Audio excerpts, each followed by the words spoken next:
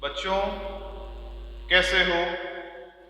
हम भूगोल के 2 पाठ कर चुके हैं और आज हम भूगोल में आपका नया चैप्टर शुरू करेंगे।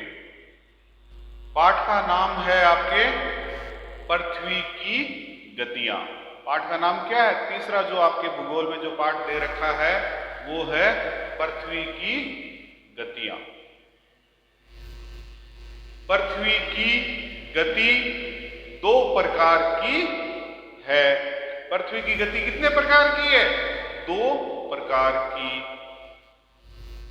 पहली है घूर्णन गति और दूसरी है परिक्रमण गति।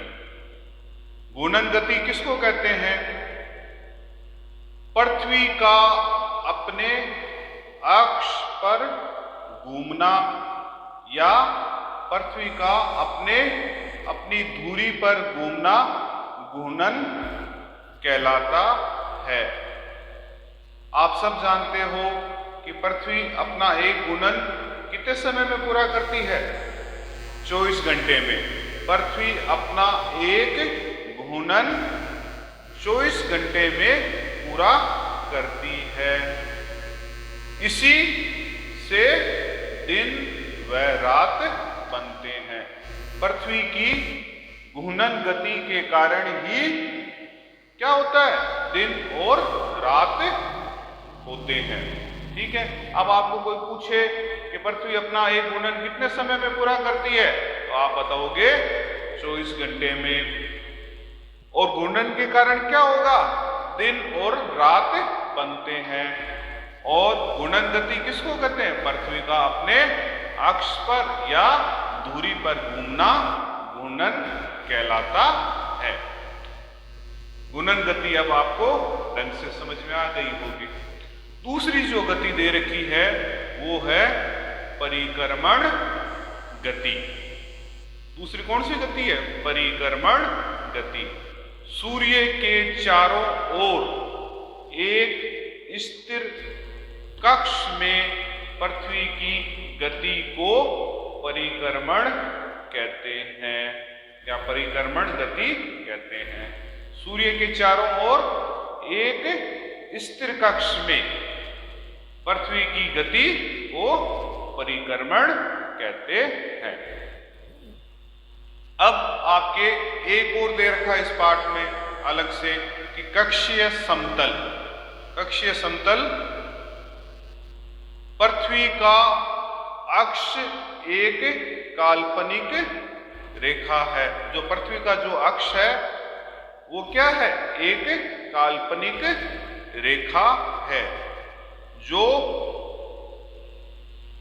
इसके कक्षीय सतह से 66.5 डिग्री का कोण बनाती है। 66.5 डिग्री का कोण बनाती है। वह समतल जो कक्ष के द्वारा बनाया जाता है उसे कक्षीय समतल कहते हैं। वह समतल जो किसके द्वारा बनाया जाता है? कक्ष के द्वारा बनाया जाता है उसे कक्षीय समतल कहते हैं। ठीक है। कक्षीय समतल आपको समझ में आ गया होगा।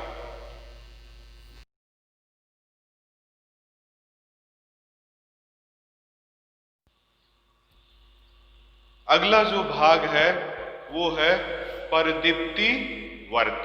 परदीप्ति वर्त किसको कहते हैं? ग्लोब पर वह वर्त जो दिन तथा रात को विभाजित करता है।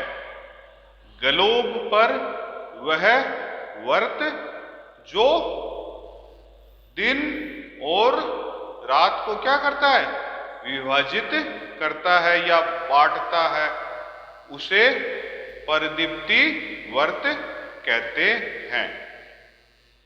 यह वर्त अक्ष के साथ नहीं मिलता है। इसमें आपके प्रदीप्ति व्रत का चित्र आपकी किताब में दे रखा है। जब आप इस प्रदीप्ति व्रत वाले इस चित्र को देखोगे तो आपको पता चल जाएगा कि जो प्रदीप्ति व्रत है वो अक्ष के साथ कहीं भी नहीं मिल रहा है। ठीक है। फिर है परिक्रमण। परिक्रमण की बात हम थोड़ी देर पहले कर ही चुके हैं। पृथ्वी की सूर्य के चारों ओर स्थिर कक्ष में गति को परिक्रमण कहते हैं। पृथ्वी एक वर्ष या 365 दिन में या 365 दिन और 6 घंटे में सूर्य का एक चक्कर लगाती है। ठीक है। अब आपके लीप वर्ष और दे रखा है। लीप वर्ष के बाद में की जो बात है वो हम कल करेंगे कि लीप वर्ष किसको कहते हैं। यह वह वर्ष होता है, आप सब जानते हो कि यह लीप वर्ष कौन सा होता है। यह वह वर्ष होता है जिसमें जो समय एक साल है वो 365 दिन का नहीं होकर 366 दिन का होता है। इसके बारे में हम कल बात करेंगे आपसे।